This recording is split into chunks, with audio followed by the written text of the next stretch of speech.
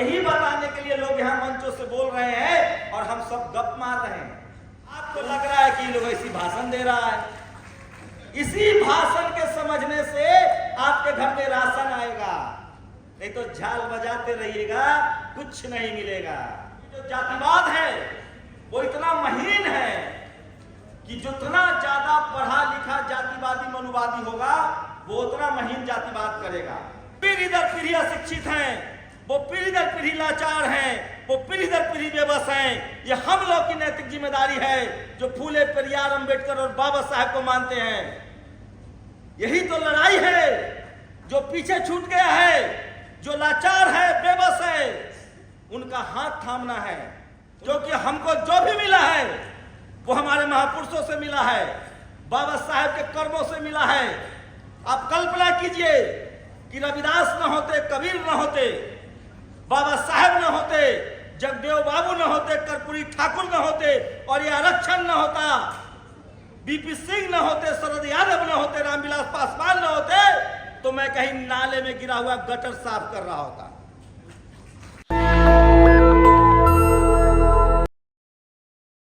हम लोग को जय भीम, जय संविधान और जय भारत, ये जो हम लोग बैठे हैं और एक दूसरे पर हंस रहे हैं, दरअसल यही हमारी समस्या है। और समस्या इसलिए है कि हमारी माँ बहनें कभी इधर आ रही हैं, कभी उधर जा रही हैं, क्योंकि वो शिक्षा से कोसों दूर हैं। अगर वो शिक्षित होती, हमारा समाज शिक्षित होता, और अगर उनके अपने बेटे को एसपी, डीएम, कलेक्टर और चपरासी बनाना होता तो वो यहाँ बैठी रहती और समाज की बात सुनती। लेकिन हमें हंसना नहीं चाहिए। हम जानते हैं कि हम मजदूर पैदा हुए हैं, हम अशिक्षित हैं, हम लाचार हैं, बेबस हैं। हम अभी भी अपने पेट के अलावा कुछ नहीं सोच पाते हैं। लेकिन जो लोग ये कार्यक्रम करते हैं, चाहे वी द पीपुल हो, अनिल जी हो, महतो जी हो, बीपी मंडल साहब की लेगेसी को आगे बढ़ा रहे सूरज मंडल साहब हो, प्रोफेसर रतनलाल सर जो अपने खर्चा से आते हैं इस तरह के कार्यक्रम में, आर्टिकल 19 के नवीन कुमार हो, उन तमाम लोग और हमारे सोशल मीडिया के साथी, इस बात को आपको घर घर पहुंचाना पड़ेगा क्योंकि ये हम लोग की नैतिक जिम्मेदारी है। मैं बार बार कहता हूं कि ये लड़ाई वो लोग नहीं लड़ सकते हैं जो लाचार हैं, बेबस हैं, मजदूर हैं, किसान हैं, जिनके घर में 2 वक्त का खाना नहीं है, जो जातियां एससी हैं, एसटी हैं, ओबीसी हैं, उनकी गरीबी की वजह यह शिक्षा है। ये लड़ाई कोई बाबा साहब लड़ सकते हैं, कोई फूले लड़ सकते हैं, कोई कबीर लड़ सकता है, कोई रविदास लड़ सकता है, और जो लोग इस सिस्टम के हिस्सा हैं, इस लड़ाई को वही लड़ सकते हैं।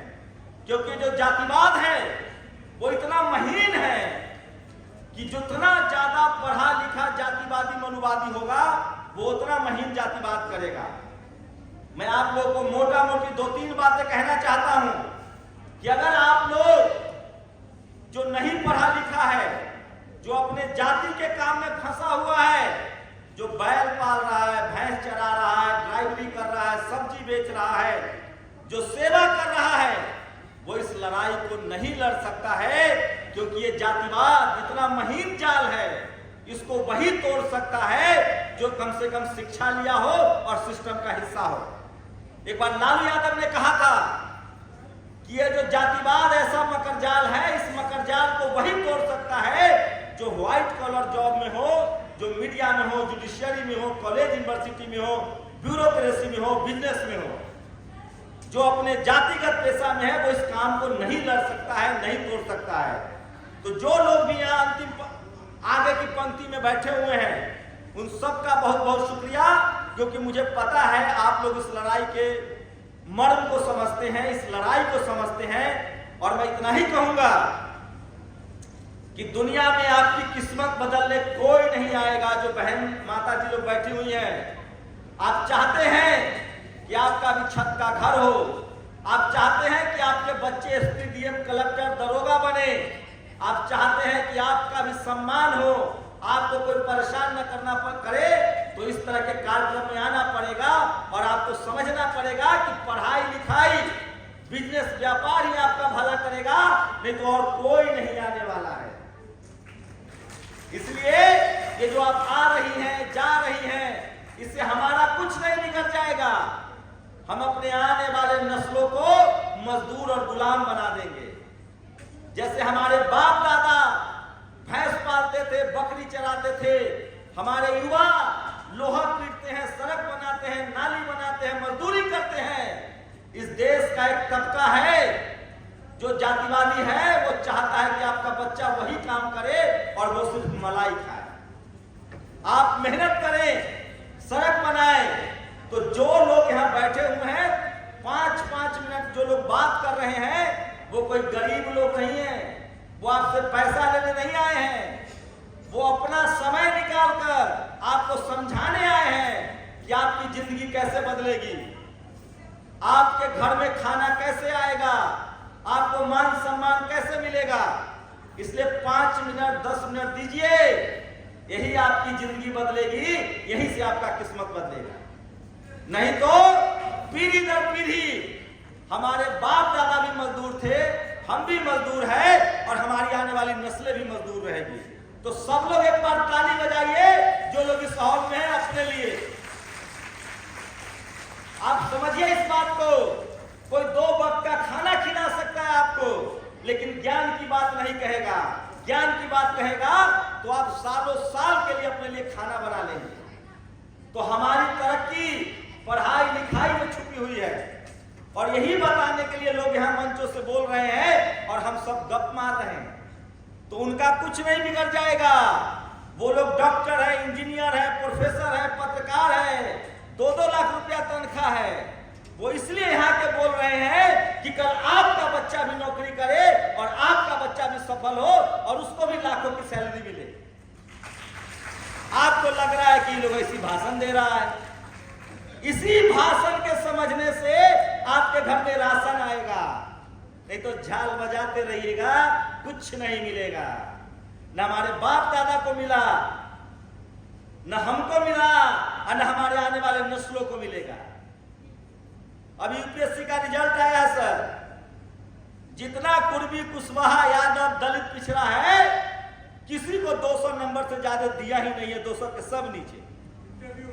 इंटरव्यू में मैं कह रहा हूं, आप लोग समझिए और थोड़ा अपने आप को सोचिए कि आप गरीब क्यों हैं, आप झोपड़ी में क्यों हैं, आपका बेटा पढ़ाई लिखाई करके एसपीडीएम क्यों नहीं है। इसकी वजह है आपकी जाति। और अगर आपकी जाति को कहा गया कि इसको पढ़ने लिखने नहीं देना है, और उसी लड़ाई को आगे बढ़ाने के लिए साहू जी महाराज ने 1902 में जाति जनगणना कराई थी और उसी लड़ाई को बाबा साहब लड़ रहे थे। उसी लड़ाई को आज ये संगठन लड़ रहा है और जब तक आपकी गिनती नहीं होगी तब तक आपको अधिकार नहीं मिलेगा। और इस तरह के तमाम कार्यक्रम में आपको आना पड़ेगा। और मैं गुजारिश कर रहा हूं उन लोगों से जो पढ़े लिखे हैं, समाज के हिस्सा है, समाज के सिस्टम है, आपको अगर लग रहा है कि आप अपनी मेरिट से 500 लोग दलित और पिछड़ा इस बार यूपीएससी में सिलेक्ट होते हैं, 49%, अगर उनको गुमान है कि वो अपने मेरिट से आए हैं, तो मैं चैलेंज देता हूं कि रिजर्वेशन कोटा में अप्लाई न करो, तुम्हारा मेरिट तुरंत तुमको पता चल जाएगा। आज अगर SC ST OBC का रिजर्वेशन न होता तो 550 दलित पिछड़ा किसान आदिवासी अल्पसंख्यक यूपीएससी क्लियर नहीं कर पाता। इसलिए ये लड़ाई किसी एक की नहीं है, ये हम जैसे पढ़े लिखे लोगों की लड़ाई है और हमें इस लड़ाई को लड़ना पड़ेगा। बहुत लोग हैं जिनको लगता है कि मैं क्या बोलूं, यहाँ औरतें बैठी हुई हैं, महिलाएं बैठी हुई हैं, वो ध्यान नहीं दे रही हैं, वो पढ़ी लिखी नहीं है। मैं आया ना मंच पर, मैंने शांत किया ना, आपको लग रही ना ठीक बात। ये हम में होना चाहिए कि हम अपने समाज को जगाएं और उनको जोड़े। ये उनकी गलती नहीं है, वो पीढ़ी दर पीढ़ी अशिक्षित हैं, वो पीढ़ी दर पीढ़ी लाचार हैं, वो पीढ़ी दर पीढ़ी बेबस हैं। ये हम लोग की नैतिक जिम्मेदारी है जो फूले, पेरियार, अंबेडकर और बाबा साहब को मानते हैं। यही तो लड़ाई है।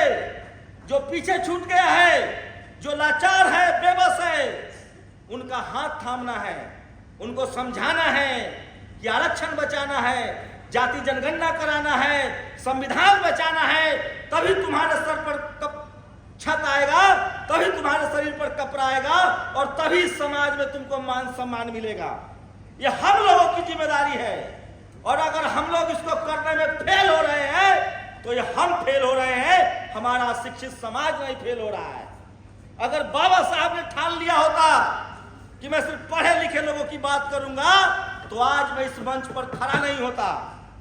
इसलिए इस देश का जो भी पढ़ा लिखा दलित, पिछड़ा, किसान, आदिवासी, अल्पसंख्यक है, ये उसकी नैतिक जिम्मेदारी है। ये उस पर कर्ज है कि जो हमारी माता बहनें नहीं पढ़ी लिखी हैं, जो नहीं समझती हैं, उनकी जिम्मेदारी उठाए, हम घर घर तक जाए, हम उनको समझाएं। क्योंकि हमको जो भी मिला है वो हमारे महापुरुषों से मिला है, बाबा साहेब के कर्मों से मिला है।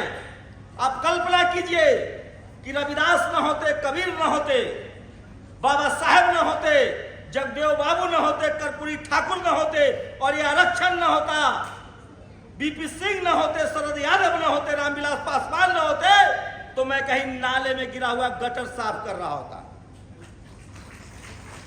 इसलिए मैंने तय किया है कि ये जो कपड़ा है मेरे शरीर पर, ये जो मेरी जबान है, ये जो मेरी भाषा है, ये मेरे बाप ने नहीं दिया है। उन्होंने मुझे पैदा जरूर किया है। मेरा ये सारा अधिकार मुझे मेरे वैचारिक पिता इन तमाम महापुरुषों ने दिया है और मुझे इनका भी कर्ज उतारना है। इसीलिए मैं इस तरह के मंचों पर आता हूं जहां शिक्षित लोग आते हैं, लाचार लोग आते हैं, बेबस लोग आते हैं। क्योंकि हम पीढ़ी दर पीढ़ी जन्म लेते रहे लेकिन हमको अधिकार नहीं मिला। अधिकार दिलाया हमारे वैचारिक पिताओं ने, वैचारिक महापुरुषों ने। इसलिए मैं बार बार जोर देकर कहूंगा कि आज बहुजन समाज एकजुट नहीं है, आज बहुजन समाज सही से वोट नहीं डाल रहा है, तो ये गलती उन बहुजन समाज के लोगों की नहीं है जो स्कूल कॉलेज नहीं गए, पढ़ाई लिखाई नहीं किए।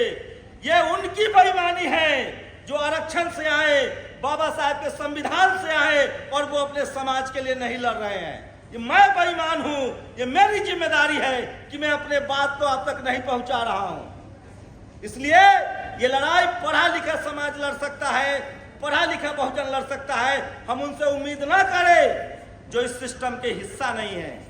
उनको तो यह भी नहीं पता है कि हमें खाना कैसे है, रहना कैसे है, क्योंकि उनको उस लायक बना दिया गया है। जाति बनाई ही इसलिए गई थी कि कोई मलाई खाए और कोई लाचार और बेबस रहे। तो जिन लोगों को लगता है कि ये लोग नहीं समझ रहे हैं, कहीं ना कहीं हमसे चूक हो रही है। मैंने अपना जीवन तय किया है कि मेरे शरीर पर जो कपड़ा है, मेरी जो सुख संपत्ति है, मेरा जो मान सम्मान है, वो हमारे पुरखों ने दिया है, वैचारिक पुरखों ने दिया है, फूले पेरियार, अंबेडकर, जगदेव बाबू ने दिया है।